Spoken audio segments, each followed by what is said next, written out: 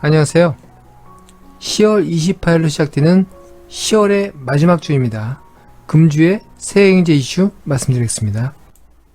먼저 지난주 금융시장 동향입니다. 지난 한 주 전반적으로 평온한 한 주였습니다. 이에 힘입어서 금융시장 안정세를 보였고요. S&P 500부터 다우존스, 나스닥 종합지수 모두 한 주간 상승세를 보였습니다. 주요 주식은 보잉 외에는 주간 상세를 보였습니다. 항공기사고 관련 이슈로 보잉은 주간 하락했습니다. 미중 무역 분쟁이 순조로운 협상을 진행하는 것으로 보이면서 그 대표적인 관련 캐터필러는 7% 가까이, 애플은 4% 이상 상승했습니다. S&P 500 빅스 공포지수는 주중 큰 폭으로 안정세를 보였습니다. 13 아래로 내려갔네요.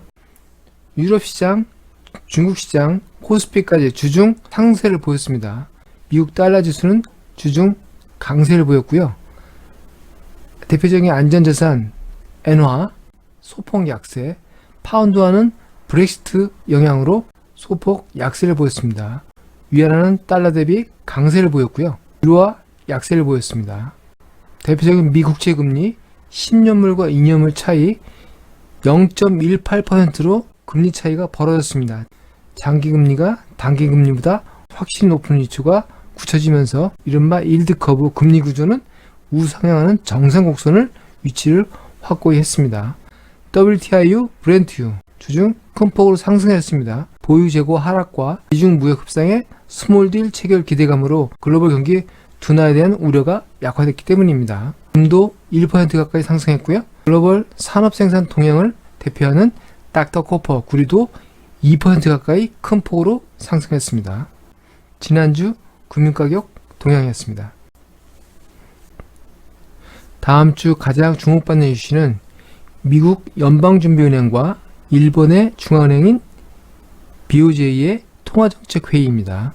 각각 금리 인하 여부가 주목인데요. 특히 미 연방준비은행의 이번에 금리를 0.25% 내릴 확률을 보여주는 페드와 JM은 약 94% 이상을 보여주고 있습니다. 거의 시장에서는 추가 금리 인하를 기정사실화하고 있습니다. 그러나 장단기 금리 역전이 정상화되고 뉴욕 증시 3분기 기업 실적이 예상보다 순항을 보이고 있습니다.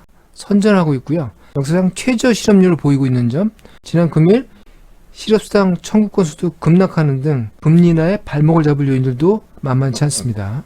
여기에 미중 무역 협상이 스몰딜을 체결하면서 시장의 우려를 잠재울 것으로 보이는 것도 금리 인하 가능성을 낮추는 요인이 되겠습니다. 시장이 기대하는 바대로 추가 금리 인하가 있을 것인지 한번 기대해 보시죠. 만약에 추가 금리 인하와 미중 무역 협상의 스몰딜이 같이 일어날 경우에 금융시장에는 큰 호재로 작용할 것입니다. 일본 중앙은행도 31일 통화정책회의를 개최하면서 금리 인하 여부를 결정하는데요. 외신에서는 현재 마이너스 0.1%에서 마이너스 0.2%, 더 심하게는 마이너스 0.3%까지도 더 깊은 네거티브 금리 정책을 전개할 것으로 기대하고 있습니다. 수출 의존도가 상당히 높은 경제인 일본은 글로벌 경기 침체로 상당히 어려운 상황에 있습니다. 여기에 10월 소비세 인상 등으로 여러 가지 악재가 질비한 상황입니다. 불가피하게 경기 부양 수단을 추진할 수밖에 없는 상황입니다. 다음 두 번째 이슈는 역시 영국의 브렉시트입니다. 지난주 영국 의회가 보리스 존슨 총리의 EU 합의 브렉시트안을 상정시키는 것을 봉쇄시켰습니다. 이에 따라 영국 총리는 굉장히 크게 반발하고 있고요. 영국 총리는 EU에 자기 사인이 없는 연장 요구 서한을 보내기도 했고요. 다른 한편에서는 브렉시트 연장을 하지 말 것을 요구하는 선을 보내기도 했다고 합니다. 영국 내에서 보리스 존슨 총리는 자기의 EU 합의안을 거부할 경우 12월 12일 조기 총선을 실시할 것을 제안했습니다. 이러한 영국의 상황을 보면서 EU는 지난 금요일 브렉시트 시한을 연장하는 것은 동의했지만 날짜의 결정은 보류했습니다. 일단 영국 내 상황을 보면서 금주 월요일, 화요일 외교 관계자들이 다시 모여서 연장 일자를 다시 결정할 것으로 예정하고 있습니다. EU와 영국 의회, 영국 정부, 더 나아가서 아일랜드와 북아일랜드까지 다 어우러진 복잡한 수싸움에 브렉시트의 향방이 굉장히 묘연해지고 있습니다. 일단은 내년 초까지 연장되면서 계속 내용이 이어질 것으로 전망됩니다. 다음 세 번째로 주목되는 세계경제 이슈는 전 세계에서 동시다발적으로 일어나고 있는 저항운동입니다. 홍콩의 저항운동은 이미 아시겠지만 레바논, 칠레, 이라크, 에콰도르, 볼리비아, 이집트 등 전 세계에서 동시다발적으로 정부에 대한 저항운동이 확산이 되고 있습니다.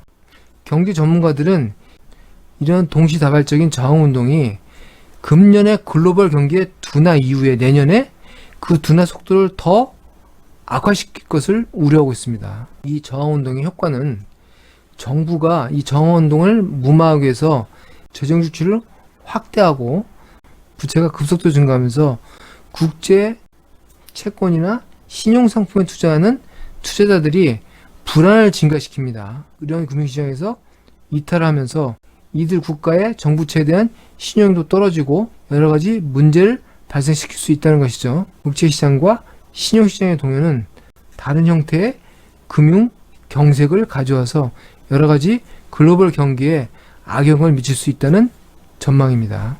갑자기 본물처럼 터져나오는 전 세계적인 대정부 저항운동, 어떠한 방향으로 전개될지 관심을 가지고 한번 보셔야 되겠습니다.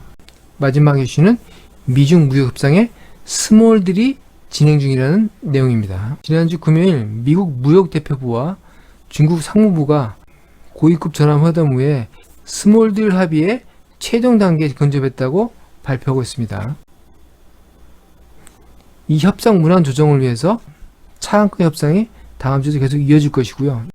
이른바 트럼프 대통령이 언급한 10월 11일 1단계 협상 합의문을 위해서 문안 작업에 박차를 가고 있습니다. 이미 말씀드린 것처럼 다음 주에 추가금리 인하와 스몰딜 진행 경과에 대한 얘기가 같이 나올 경우에 시장에는 긍정적인 반응이 예상이 됩니다. 관심을 가지시고 뉴스를 체크하셔야 되겠습니다. 마지막으로 다음 주 주요 이벤트와 경제지표입니다. 다음 주에 중국에 19기 4중 전회가 있고요. 미국, 일본의 통화정책회의가 있습니다. 또한 유럽중앙은행 ECB의 마리오 드라기 총리가 10월 말로 퇴임하고요. 라가르드 총리가 새로 취임합니다. 어떤 정책적 변화가 있을지 주목을 하시기 바라겠습니다. 경제지표로는 미국과 유로존의 3분기 GDP가 발표되고요. 농업 일자리 수, 실업률, 평균임금 등 미국의 중요한 고용지표가 발표되고요. 미국의 ISM 제조업지수도 발표됩니다. 산업활동을 나타내는 지수죠. 중국은 10월 산업활동을 보여주는 제조업 PMI가 발표됩니다. 미중 무역 분쟁이 중국 산업활동에 얼마나 깊이 영향을 미쳤을지 내용을 지켜보시기 바라겠습니다. 10월의 마지막 한 주도 행복하시기 바라겠습니다. 감사합니다.